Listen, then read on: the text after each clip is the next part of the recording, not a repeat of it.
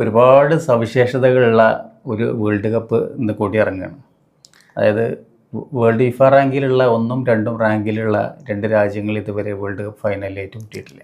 അതുകൂടാതെ 2 വൻകര ചാമ്പ്യന്മാർ, European champions, അതേപോലെ തന്നെ ലാറ്റിൻ അമേരിക്കൻ ചാമ്പ്യൻസ്. ഇപ്പം ഇങ്ങനെയും തമ്മിൽ ഈ വേൾഡ് കപ്പിൻ്റെ ഹിസ്റ്ററിയിൽ ഇങ്ങനെ ഫൈനൽ വന്നിട്ടില്ല, ഇങ്ങനെ ഉണ്ടായിട്ടില്ല. ഫസ്റ്റ് ടൈമാണ് ഇങ്ങനെ സംഭവിക്കുന്നത് എന്നുള്ളതാണ്.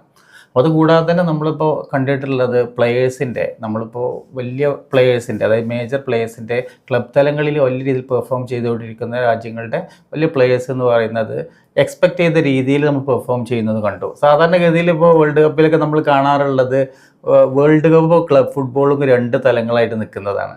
അപ്പോൾ ക്ലബ് തലങ്ങളിൽ മികച്ച പെർഫോം ചെയ്തവരെ എക്സ്പെക്റ്റ് ചെയ്തിട്ട് വളരെ ഹൈപ്പ് വെച്ചിട്ടൊക്കെ വേൾഡ് കപ്പിലേക്ക് വരും.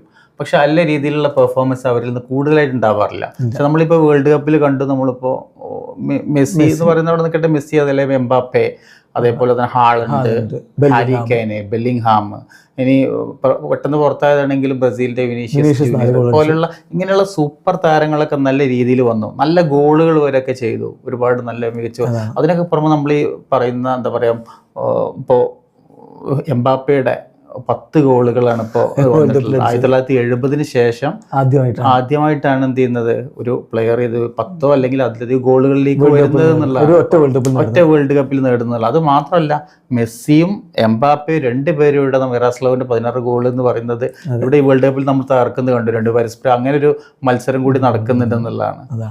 ഓക്കെ, അപ്പോൾ എല്ലാം കൊണ്ടും വളരെ പ്രത്യേകത നിറഞ്ഞ ഒരു വേൾഡ് കപ്പിലാണ് ഇന്ന് കൊടിയിറങ്ങാൻ പോകുന്നത്.